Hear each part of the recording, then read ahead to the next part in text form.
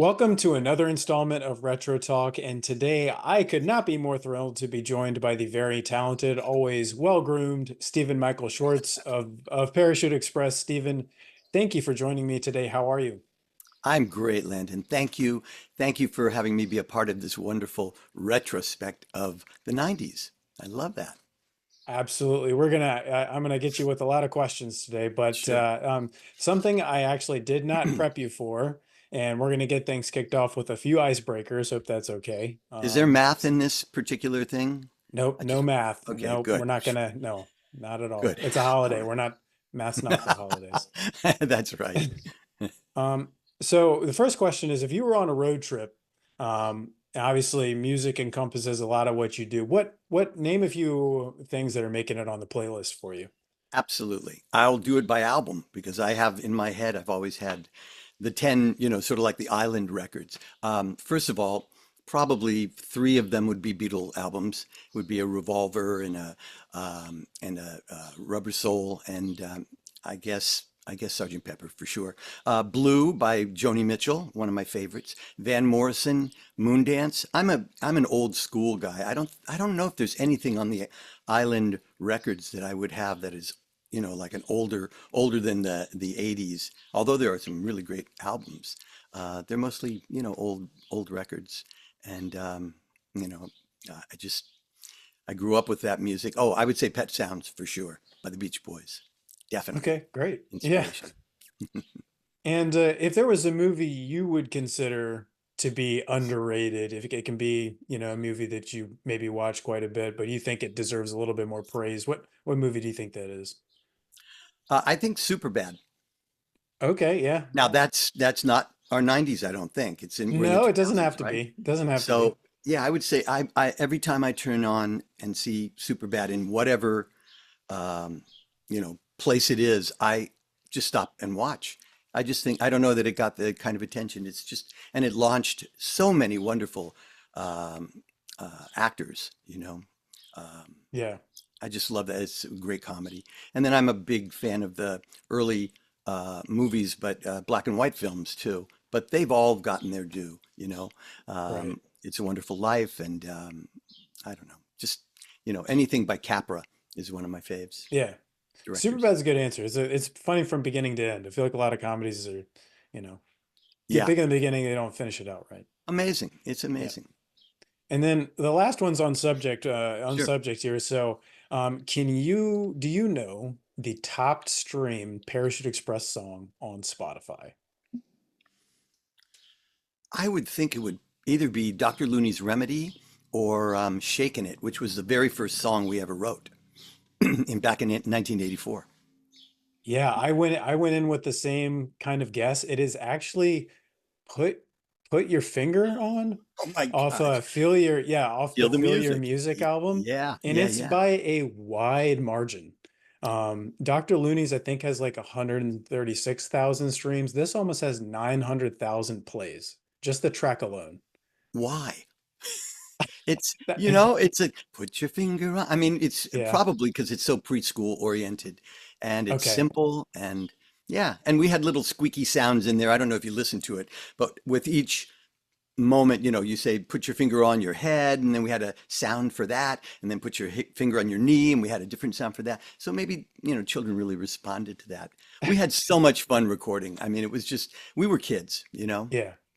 I was Thinking like wondering if that would kids. surprise you or not, so I'm glad I'm it did. totally surprised. Okay. Totally surprised. Thank you for that.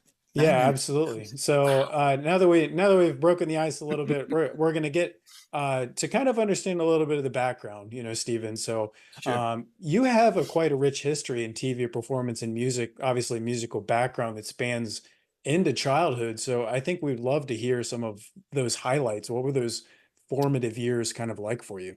Absolutely. I'll just go quickly with when I was 11 or 12, I had a friend whose mother was an agent and for television and movies, and she thought that I was adorable, which I mean, look at me. So when she said, "Would you like to be in television?" and I said, uh, "Okay." And I asked my parents, and she asked my parents, and she started to send me out as an agent on auditions. and I started to get parts. I started to get television commercials, Kool-Aid, Gainsburger, which is a dog food commercial, and I did a few others. And then I started to get television. I was on I Spy, the original I Spy, with Bill Cosby and Robert Culp. And then I was on Lassie, which was great because I was actually into Lassie when I was a kid. So to be on the show was great. And then I did a movie for called Who's Minding the Mint? And suddenly I was propelled into the world of acting and it felt comfortable. I didn't take any lessons at the time.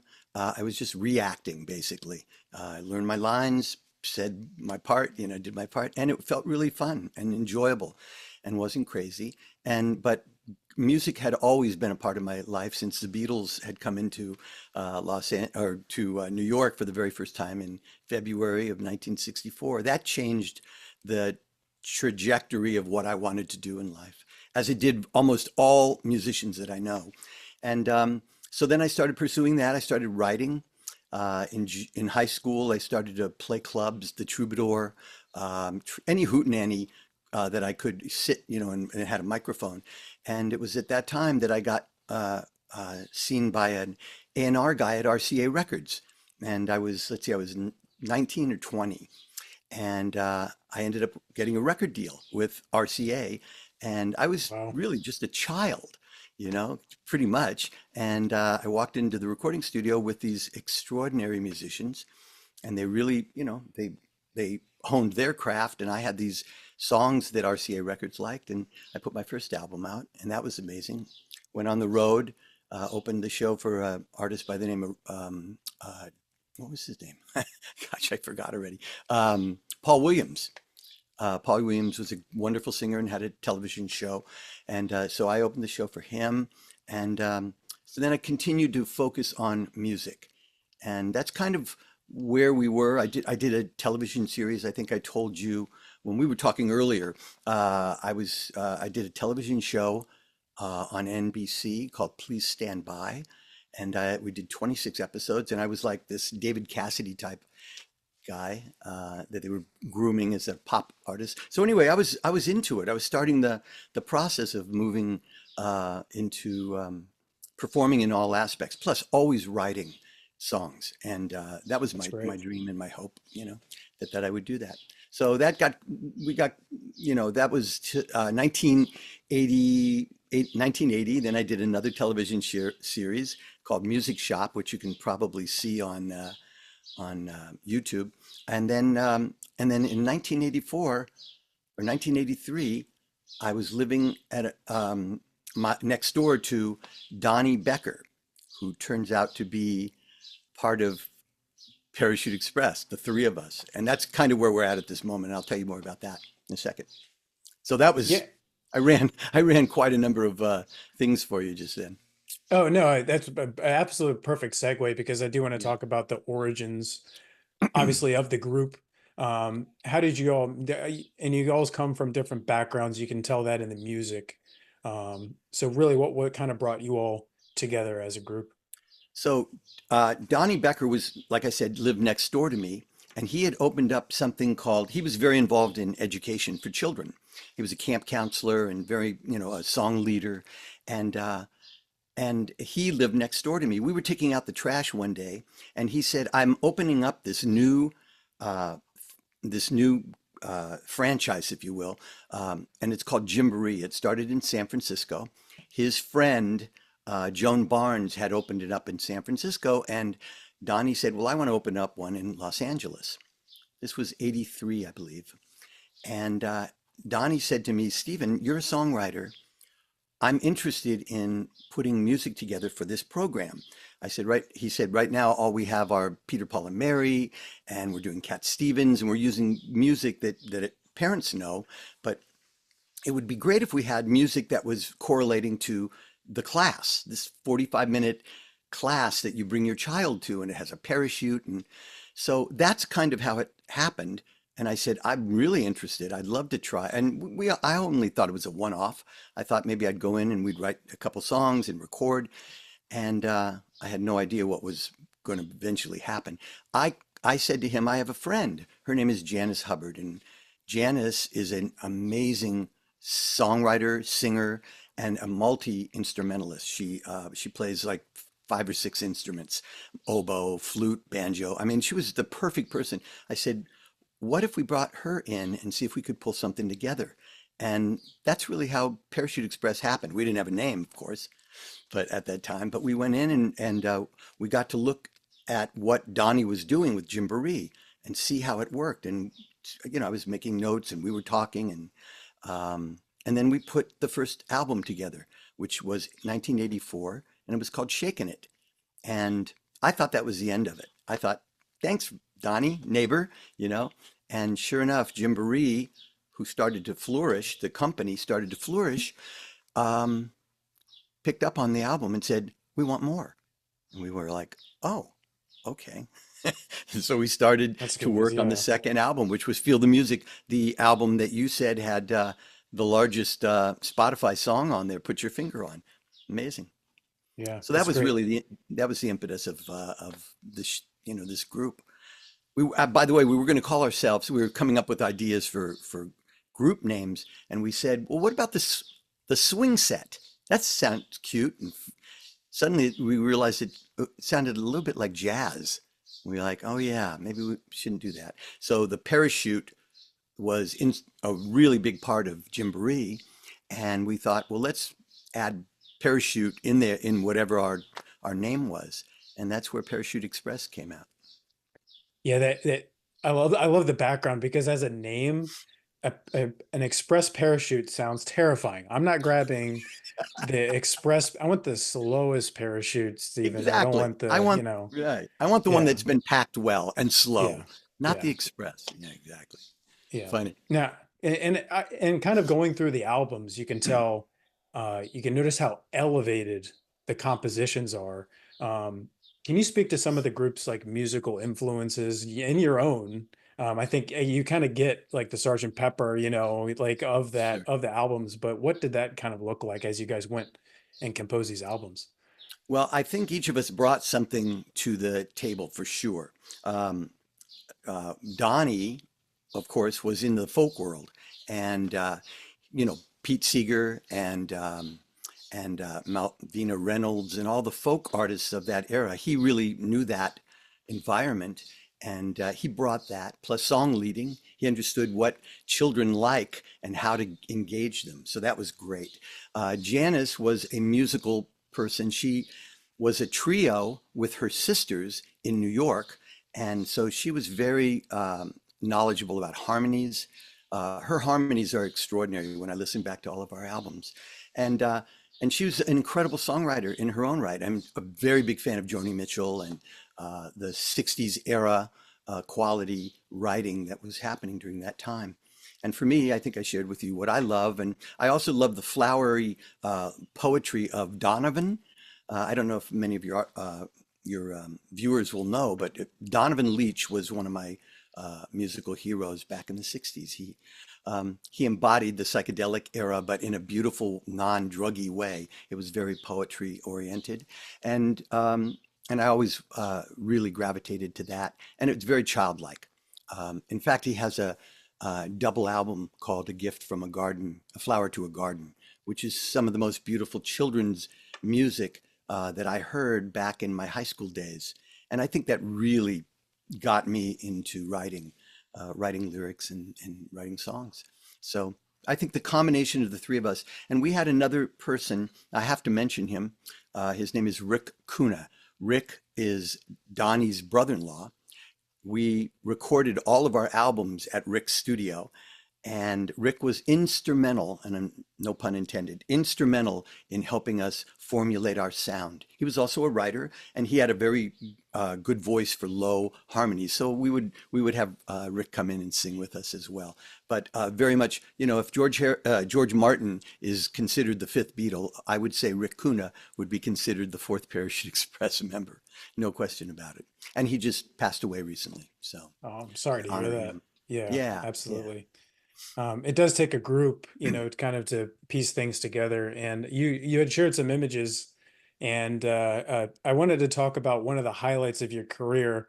sure. One of which was you'd met so many different people, and I'm going to put the picture up now of you and Mr. Rogers at the Clinton inauguration Yep. celebration. But what kind of stands out in terms of the projects? I know each one probably felt like its own child, if you will, but really, what project kind of stands out in your mind through the years? I think the inauguration was amazing. We were at that time we were on Walt Disney Records. So when President Clinton was elected, we were invited through Walt Disney, through the president of Walt Disney, Michael Eisner, to come and participate in the it was called the inaugural celebration for children. And the concept was, and I think it was Hillary Clinton who actually had the concept, which is let's show children what an inauguration is. What is this all about? What is having a new president mean? So it was a celebration at the Kennedy Center. That was huge for us. That's where we got to connect with our heroes, which is Mr. Rogers. Fred was incredible. We also were on stage singing with President Clinton and Kermit the Frog. I mean, if I had to weigh it out, I think maybe I'd want to hang with Kermit, but Yeah, I that's agree. that's not a political statement. That's just, where my head's at. Kermit's Kermit's pretty amazing. Still lasting, still younger, looks as young as he ever did.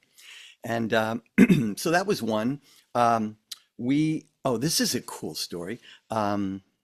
We were invited to come to Boston at Fenway Park to introduce a mascot to the Boston Red Sox family. Now, family meaning all of the Red Sox fans. Now, Boston fans did not want a mascot. They were old school baseball, like the Yankees. No, and there were the Phillies who had their own, and I guess San Diego Padres had one, and everybody had a mascot. And Boston Red Sox did not want a mascot. That's the fans. But the idea was the owner of the Boston Red Sox said, "I want to bring more families into the park to see the games." And he had grandchildren, and he and his grandchildren watched Parachute Express on the Disney Channel. So they contacted Disney and said, "Would Parachute Express like to come for uh, the opening day of children's, at the game, and introduce? We have a new mascot we'd like to introduce to everybody." And so we were thrilled. We thought that was fantastic, and there were 45,000 people that were going to be there, and this was huge. And they were going to introduce this character they called Wally.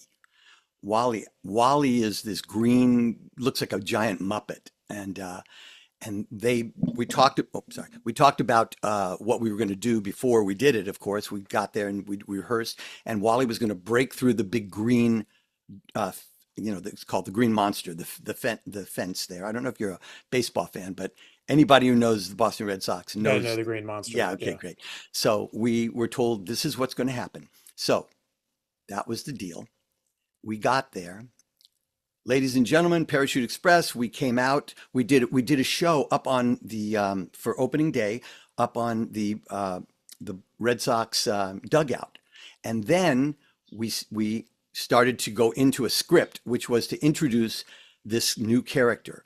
And ladies and gentlemen, please welcome your new mascot and Wally. And out broke through the fence this character. I brought it out here to show you.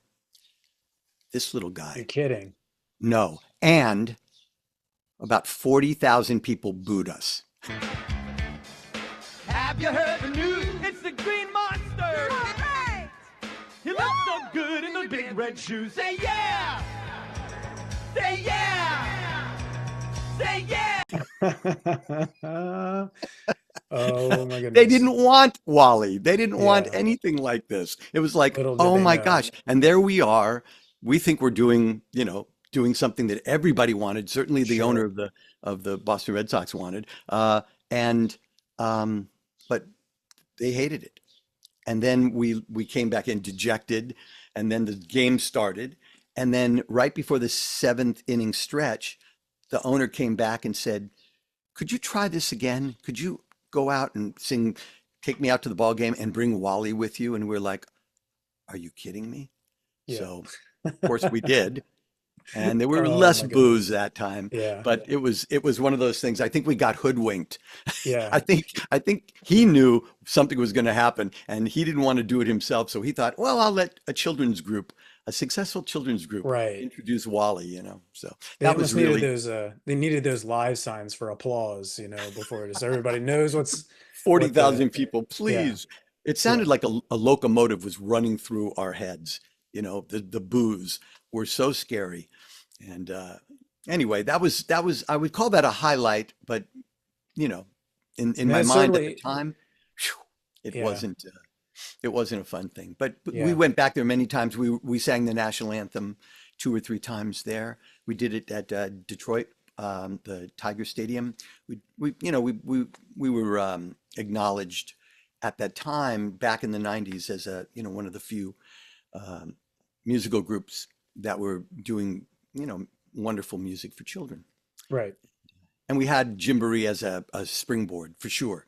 You know, that was And our. and because of the time of the era, who kind of was the group's costume designer, if you will? I'm not sure how much you go back and be like, you know, like who decided I think it was Beyonce. it was Beyonce. Hmm. Say that's about right. Yeah, she was 11 at the time, Yeah. but no, I think Janice really was the she had the vision for Sure. us, what Yeah. we were to look like. And, she would, Donnie's colorblind, so he was lost. It's like, is this green or is this So not brown? Donnie. Yeah. It wasn't Not Donnie. Donnie. Yeah. And, there were certain things that I definitely wanted to, I had little Beatle things that I always wanted to wear, a Beatle vest or something that indicated, even though the kids didn't know, it was for me, it Sure. felt good, so I Yeah. would, I would do that. But I would say Janice was a big, big part of that. All right, so Stephen, before I get obviously a Goofy movie was a big launching point. Everybody comes into contact with Parachute Express several different ways, but I didn't show this to you, but this actually is the Goofy movie press kit Oh for my the God. for the uh for the VHS. And I went through here and I was actually a bit appalled that Parachute Express was not mentioned in the press kit. Sure. Um, but can you walk us through how that opportunity kind of came about? Obviously, you were working with the record label, but how exactly did you end up on the VHS tape? I think it was strictly an accident, promotion wise. And what we had nothing to do with it. We had just finished a long form video for what we thought was going to be for the Disney Channel. Only parts of it only showed up on the Disney Channel. Um, but one of the videos we did was Dr. Looney's Remedy, and this lady named Roz Zeisler. I want to announce her name because she directed the piece. She was wonderful, and she had a vision of Parachute Express and what this song was. She loved the song, and she said, "Let's just make it crazy. Let's get as much animated stuff from the Disney archives as we can and throw it in there. And you guys do your show, and we'll put dancers. They got I think there were about 10 children dancing with us, and then we did the video. So I think what happened, and this was just luck, Disney loved the video and said, why don't we put it on the front of the VHS movie, which sold 8 million copies. So when that went out, it was instant promotion for not only for Disney's movie, but also for the group. We would never have gotten that many people uh, to see us. And suddenly, I think our our TVQ, they call it, I guess, or our popularity soared, and suddenly we were doing larger and larger venues as a result of Disney putting us up there. But we had nothing to do with it, and I thank the people at Walt Disney who were doing PR, who liked the group. I mean, think about this, Landon. There were only a couple live artists on the Walt Disney label. There was the Mickey Mouse Club, which I believe had um, Christina Aguilera and who Britney else? Spears, Justin Oh yeah, Timberlake. Britney Yeah. Spears and oh gosh, I'm forgetting his name, but JT, I think. Wasn't he on yeah, there? yeah, yeah, Yeah. yeah. Justin Timberlake, right. Yeah. Those three, they were, like 14, 15, 16-year-olds, Hmm. and they were on the label. We were on the label, but we were a recording group, really focused on kids. They were more in the teen world, Right. tween world. And I think we had two other artists, Norman Foote, which was a solo guy, wonderful writer, and Craig and Company, who was another artist on the label. But we were the first uh, live artists to be signed to the label.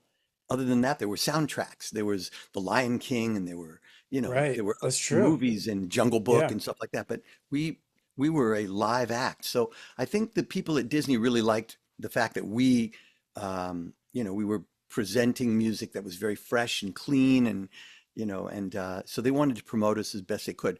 But I think what unfortunately happened with us on being on Disney is that they I think they wanted to sort of Disneyfy us, have us meet with Mickey and have other people, and we were like, well, that's not what we do. We're a trio, and we're sort of a family band, if you will. And um, I think the fit was a little odd.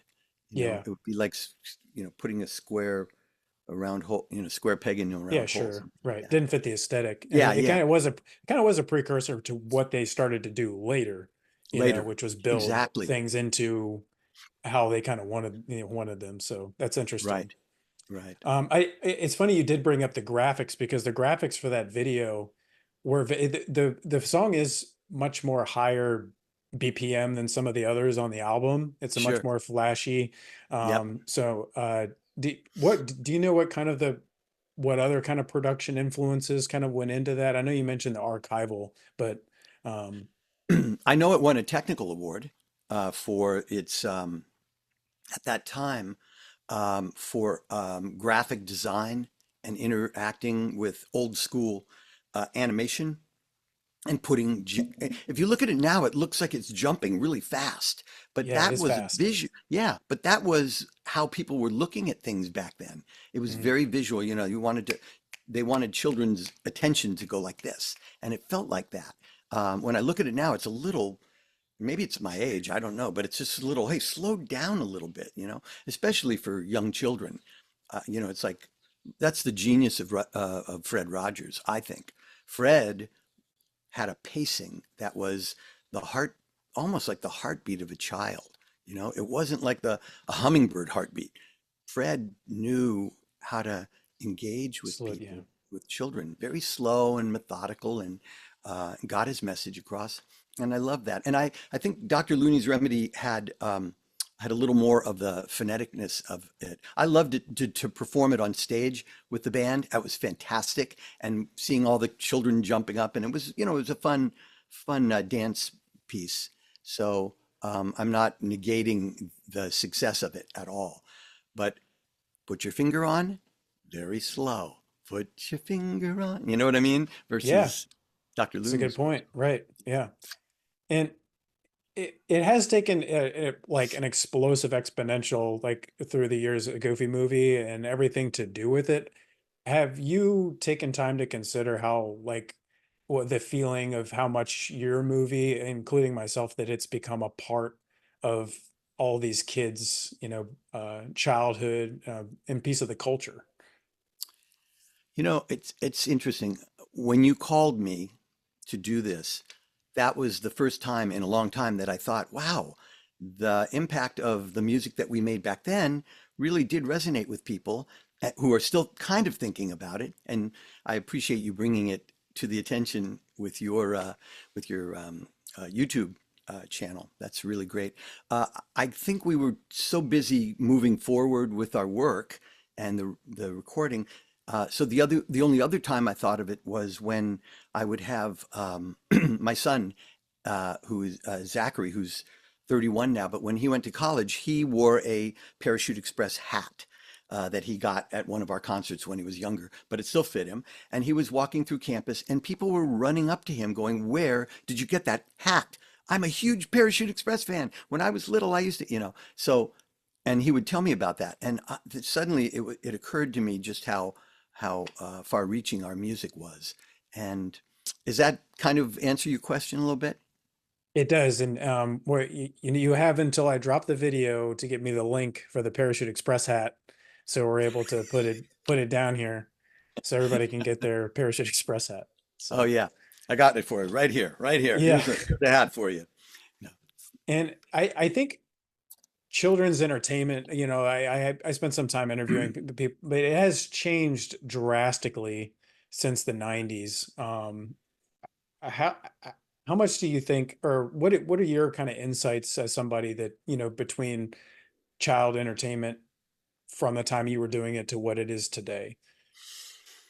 Um, oh wow, that's a really good question, especially since I'm embarking on the idea of I've just put together a pilot for a TV show myself, and I'm hearkening back to once again the quieter, softer side of introducing children to the world and how best to do that. And I go again back to Fred Rogers, although, Sesame Street, I can't deny the brilliance of that.